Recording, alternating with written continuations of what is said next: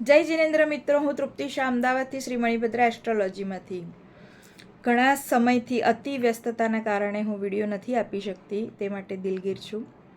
પરંતુ હાલનો એટલો ઉત્તમ અને શ્રેષ્ઠ સમય ચાલી રહ્યો છે, તે માટે મારે આ વિડીયો બનાવવો જ જરૂરી લાગ્યો. તે માટે હું આપની સમક્ષ આવી છું. તો મિત્રો, હાલ જે આપણે અત્યારે સમય ચાલી રહ્યો છે તે શ્રાદ્ધ પક્ષ ચાલી રહ્યો છે.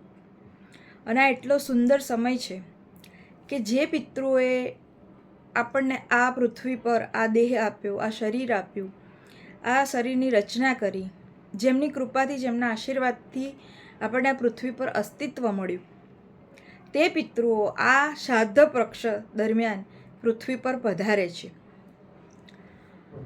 અને આ શ્રાદ્ધ પક્ષની અંદર 16 દિવસમાં ફક્ત માંગલિક કાર્યોને છોડીને બધા જ પ્રકારના ભક્તિ, પૂજા, યજ્ઞ, દાન, પુણ્ય અને ખૂબ સરસ ભક્તિના આયોજનો આપણે થઈ શકે છે, કરી શકાય છે.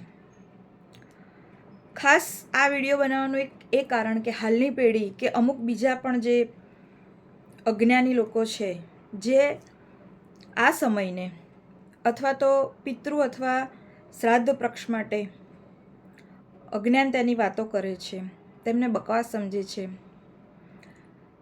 કે વ્યર્થ સમજે છે. તો મારે એ આજની પેઢીને ખાસ સૂચના આપવાની છે કે જો તમે એટલા હોશિયાર છો અને તમે એટલા જ્ઞાની છો, તો કેમ તમારા જીવનની અંદર આટલી વ્યાધિઓ છે, કેમ આટલી ઉપાધિઓ છે, કેમ આટલી મુશ્કેલીઓ છે, બીમારીઓ છે. આજે તમે જુઓ, દીકરા દીકરીના લગ્ન નથી થતા, વહુ આવે છે તો છૂટાછેડા થઈ જાય છે, પછી દીકરીના લગ્ન થાય છે તો જમાઈની તકલીફ હોય છે, નાની મોટી બીમારીઓ, કંકાસ, કલેશ, અપમૃત્યુ, જવાન દીકરા દીકરીના મૃત્યુઓ થવા લાગ્યા છે, આત્મહત્યા લોકો કરવા લાગ્યા છે, ઋણ દેવું, અશાંતિ, કજિયા દિવસે ને દિવસે આપણને વધુ ને વધુ જોવા મળી રહી છે. તો શા માટે આ બધું જોવા મળે છે? તો આ બધાનું કારણ પિતૃદોષ પણ હોય છે. આપણી જન્મકુંડળીમાં ગમે તેટલા પિતૃદોષના લક્ષણ હોય, પરંતુ જો આપણે માતા પિતાને કે આપણા પૂર્વજોને તૃપ્ત નથી કરતા, એ પિતૃદોષ યથાવત રહે છે. અને હા, ખાસ કરીને કુંડળીમાં, જન્મકુંડળીમાં શુભ ગ્રહો હોય, શુભ યોગો હોય, ગમે તેટલા રાજયોગો બનતા હોય, પણ એક જ પિતૃદોષ એ બધા પર ભારે પડે છે અને એ બધા જ રાજયોગો શૂન્ય થઈ જાય છે. તો આપણે આપણો બેડો પાર કરવો હોય અને આપણે આપણો ઉદ્ધાર કલ્યાણ કરવું હોય, તો આપણે પિતૃકૃપા પ્રાપ્ત કરવા માટે હંમેશા પિતૃઓને અનુસરવા જોઈએ. આ સમય દરમિયાન પિતૃ આપણા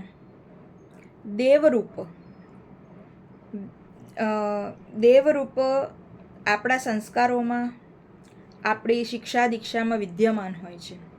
અને આ સમયે આવીને તેઓ એ જ જોતા હોય છે કે મારા વંશજો મારા સંસ્કારો અનુસરે છે કે નથી અનુસરતા, મારી પેઢી કોઈ પાપ તો અનુસરતી નથી ને.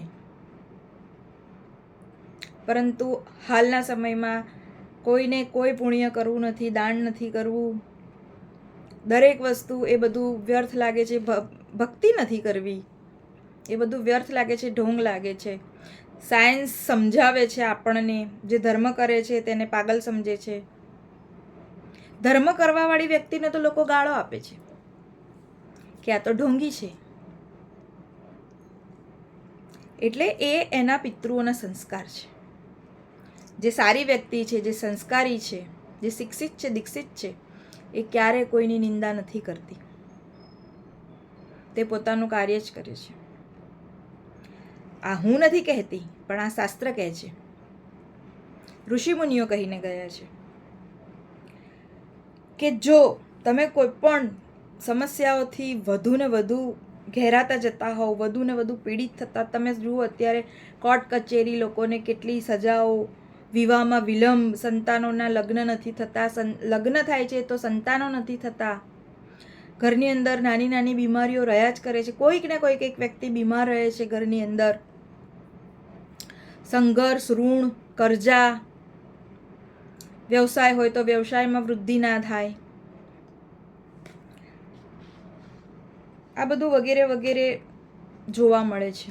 અને પિતૃદોષ એ કોઈ સામાન્ય દોષ નથી, એ ખૂબ જ ગંભીર દોષ છે જેને આપણે ગંભીરતાથી લેવો જરૂરી છે.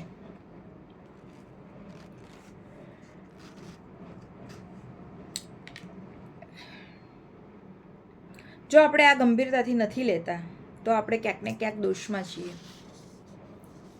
આ વસ્તુ આપણે યાદ રાખવી પડે. પિતૃદેવની કૃપા પ્રાપ્ત કરવા માટે આપણે પુણ્ય શું કરવું જોઈએ? તો મારી પાસે એક ચાર્ટ આવ્યો છે, તો એ ખાસ કરીને અત્યારની પેઢીએ આ નોંધી લેવા જેવો છે. તો આગળ જતાં એમને આ ચાર્ટ ખૂબ જ કામ લાગશે.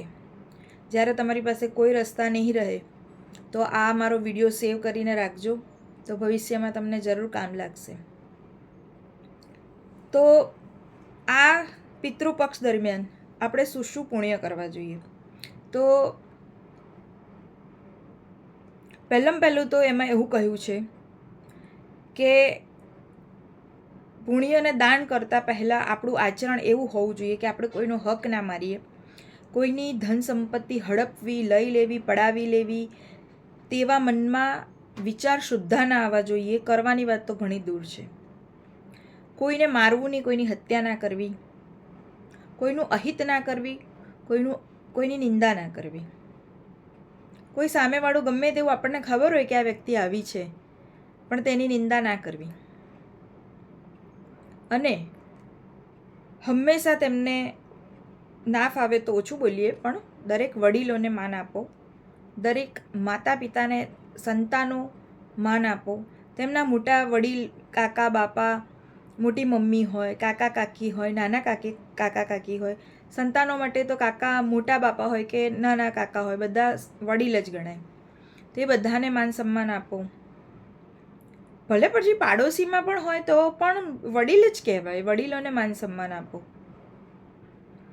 એમનું અપમાન ના કરો. બ્રાહ્મણોને માન સન્માન આપો. પૂજારીઓને ગોઠીને, દેરાસરના ગોઠીને પણ માન સન્માન એટલું જ જરૂરી છે. પૂજારી બ્રાહ્મણને પણ એટલું માન સન્માન આપો. તેમની ઠેકડી ના ઉડાવો, તેમની મજાક ના બનાવો, તેમને કોઈ કષ્ટ, એમના હૃદયને કષ્ટ પડે, વૃદ્ધોને, બિચારા દાદા દાદીઓને બોલવામાં તકલીફ પડતી હોય, સમજવામાં તકલીફ પડે તો નાના લોકો, બાળકો એમની ઠેકડી ઉડાવે, એમની મજાક કરે, મસ્તી કરે, તો તમે મા બાપ થઈને તેમને એટલા સંસ્કાર આપો કે ઘરડા છે એવું ના કરાય. ક્યાંક ને ક્યાંક જો એ મજાકમાં લઈ લેતા હોય ત્યાં સુધી બધું ચાલી જાય, પણ જો એમને ક્યાંક ને ક્યાંક અંદરથી લાગી આવતું હોય તો એ ક્યાંક ને ક્યાંક દોષમાં પડી રહ્યા છો તમે, એવું સમજવું. જો આ બધું આપણે સાચવી લઈએ તો ક્યારે પણ આપણે તકલીફમાં નથી આવતા. અને પિતૃઓ હંમેશા આપણી પર રાજી રહે છે અને પિતૃ કૃપા હંમેશા વર્ષાવતા રહે છે. તો આ 16 દિવસની અંદર ખાસ દાન પુણ્ય કરવાની કીધી છે. તો મારી પાસે એક ચાર્ટ છે, તો તમે આ નોંધી લેજો, ખાસ નોંધી લેજો. પૂર્ણિમાના દિવસે પ્રથમ શ્રાદ્ધ જે કહેવાય તે દિવસે બેન દીકરીઓને, ફૈબાને અને કુંવારી કન્યાઓને આપણે દાન કરવું. તેનાથી ઘરમાં સુખ શાંતિ રહે છે. પછી આવે એકમનું શ્રાદ્ધ. સફાઈ કર્મચારીને દાન આપવું, તેનાથી ધનની પ્રાપ્તિ થાય છે. પછી બીજના શ્રાદ્ધમાં વિકલાંગોને ભોજન કરાવવું, તેનાથી સંતાન સુખમાં વૃદ્ધિ થાય છે, સારું સંતાન પ્રાપ્ત થાય છે. પછી આવે ત્રીજનું શ્રાદ્ધ. પશુ પક્ષીને ભોજન પાણી પીરસવા, તેનાથી વિવાહ તથા મંગળ કાર્યો, માંગલિક કાર્યો થાય છે. પછી આવે છે ચોથનું શ્રાદ્ધ. મંદિરની બહાર બેઠેલા ભિક્ષુકને દાન આપવું, તેનાથી શત્રુભયથી મુક્તિ મળે છે. પછી આવે છે પાંચમનું. મંદિરની બહાર બેઠેલા પાંચમના શ્રાદ્ધમાં માછલીને દાણા તથા ભોજન આપો, તેનાથી ઈચ્છિત વસ્તુની પ્રાપ્તિ થાય છે. પછી આવે છે છઠનું શ્રાદ્ધ. ગરીબ સ્ત્રીને સાડી દાન આપો, તેનાથી પિતૃકૃપાના આશીર્વાદ મળે છે. પછી સાતમનું શ્રાદ્ધ.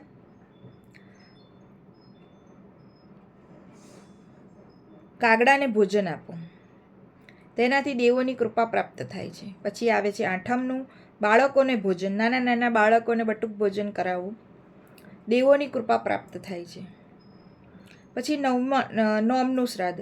મંદિરના પૂજારીને ભોજન કરાવવું, જ્ઞાન તથા અભ્યાસની પૂર્તિ થાય છે.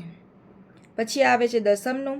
ગૌશાળામાં ઘાસચારો આપો, ગૌશાળામાં ગાયોને ભોજન આપો, સારી પત્ની પ્રાપ્ત થાય છે. અને શુભ કાર્યો શરૂ થાય છે અને અશુભ કાર્યોની સમાપ્તિ થાય છે. નારાયણ મંદિરમાં ભિખારીને દાન આપો, 11નું દાન. વેદનું જ્ઞાન મળે છે, સારા સંસ્કારની પ્રાપ્તિ થાય છે. 12નું.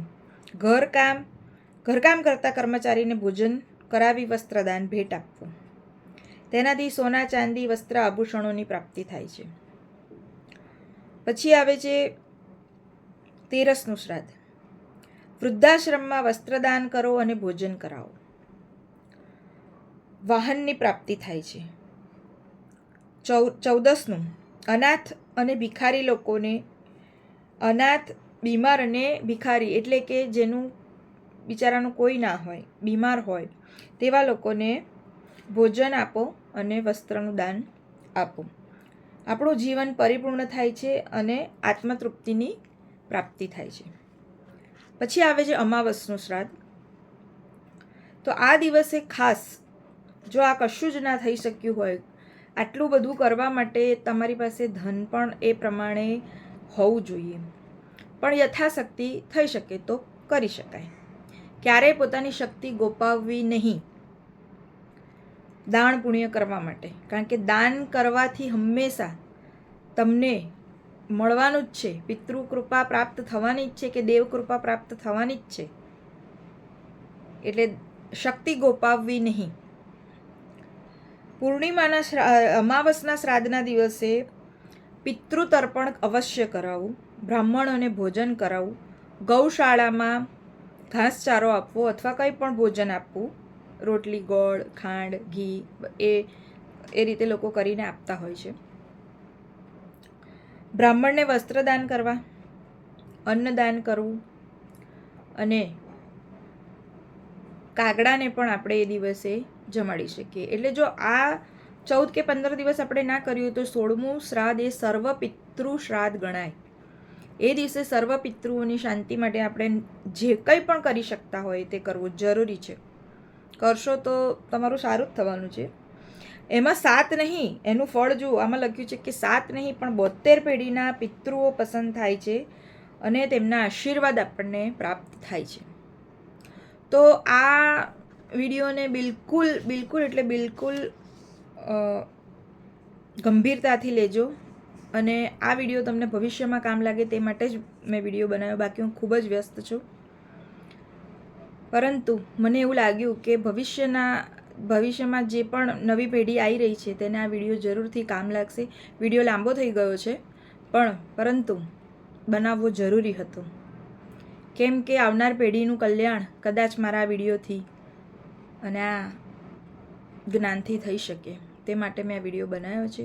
માટે જરૂર માતા પિતાને ગાળો ના બોલશો, માતા પિતાનું અપમાન ના કરશો, એમની અવહેલના ના કરશો. જે પિતૃ જતા રહ્યા છે તેમના માટે જ આટલું કરવાથી આપણને આટલું પુણ્ય મળે છે. તો વિચારો કે જે જીવતા છે તેમનું આપણે માન સન્માન રાખીશું, તેમને ખુશ રાખીશું તો કેટલા એ પિતૃઓ પણ રાજી થશે, પરમાત્મા પણ રાજી થશે, આપણા કુળદેવી કુળદેવતા પણ રાજી થશે અને દરેકની કૃપા. અને કૃપા વગર આપણું જીવન શૂન્ય છે. ચાહે પિતૃ કૃપા હોય કે દેવ કૃપા હોય, કૃપા પ્રાપ્ત થવી જરૂરી છે. અને અબોલ જીવોની સેવા ખાસ કરો માતા પિતાની સેવા કરો, દાન પુણ્ય ભક્તિ કરો, તો જરૂર તમને ઈચ્છિત બધા જ વરદાન, બધા તમારી ઈચ્છાઓની પૂર્તિ સમય સમયે થતી રહેશે. બાકી તો તમે આ ચક્રવ્યૂહમાં જો કશું જ નહીં કરો તો ચક્રવ્યૂહમાં તમે ભમ્યા જ કરશો, જન્મો લીધા જ કરશો, ટર્ન બાય ટર્ન. અને કદાચ મારા ઉપદેશ લાગતા હોય વાતના, પણ હું ઉપદેશ નથી, મારી કોઈ ઉપજાવી કાઢેલી વાત નથી, આ શાસ્ત્રનું જ્ઞાન છે. તો જરૂર તમારામાં ઉતારજો ને આ વિડીયો ખાસ સેવ કરીને રાખજો, તમને ભવિષ્યમાં કામ લાગશે. અમે કદાચ હોઈએ ના હોઈએ, પણ આ વિડીયો અત્યારનો સોશિયલ મીડિયાનો સમય છે, તો વિડીયો સેવ કરવાની સુવિધાઓ છે. તો જરૂરથી આ વિડીયો સેવ કરીને રાખજો અને સર્વ પિતૃઓની કૃપા પ્રાપ્ત કરજો હંમેશા માટે. ઓમ સર્વ પિતૃભ્યો નમઃ, ઓમ સર્વ પિતૃભ્યો નમઃ, ઓમ સર્વ પિતૃભ્યો નમઃ. બસ સર્વે લોકો, જે લોકો પણ આ વિડીયો જોવે તે વિડીયોને શેર જરૂરથી કરજો, લાઈક કરજો, સબસ્ક્રાઈબ કરજો મારા ચેનલને કે મારા વિડીયોને. એ નહીં કરો તો ચાલશે, પણ આ વિડીયો સેવ કરીને જરૂર રાખજો, તો ભવિષ્યમાં તમને જરૂર તમારી પેઢીઓને પણ આ વસ્તુ કામ લાગશે. આ દાન કરવું જરૂરી છે, કેમ કે કૃપા પ્રાપ્ત કરવી હશે તો આ દાન પુણ્ય જરૂરથી કરવું પડશે. એટલે શ્રાદ્ધ વિધિ, તમારા માતા પિતા શ્રાદ્ધ કરતા હોય તો ત્યાં હાજરી અવશ્ય આપજો અને પિતૃ કૃપા અવશ્ય પ્રાપ્ત કરજો. જો કોઈ પણ પિતૃપક્ષ વિરુદ્ધ મારાથી કંઈ વધારે બોલાઈ ગયું હોય તો મને માફી કરજો, ક્ષમા આપજો. મને જેટલું આવડ્યું તેટલું મેં કહ્યું છે. બીજું આ જે દાનનું લખ્યું છે એ મને એક ચાર્ટ મળેલો છે મારા એક ભાઈ દ્વારા, તો એમને મને ખાસ કહ્યું હતું કે બેન તમે આ વિડીયો બનાવજો, એટલે મેં આ વિડીયો બનાવ્યો છે કે 16 દિવસમાં કેટલા પુણ્ય કરવા અને તેના ફળ શું, એટલે મેં આ વિડીયો બનાવ્યો છે. તો જરૂર તમે બધા આનો ઉપયોગ ખાસ કરીને કરજો, શક્તિ પ્રમાણે કરજો, શક્તિ ગોપાવ્યા વગર કરજો. જય જિનેન્દ્ર, પ્રણામ.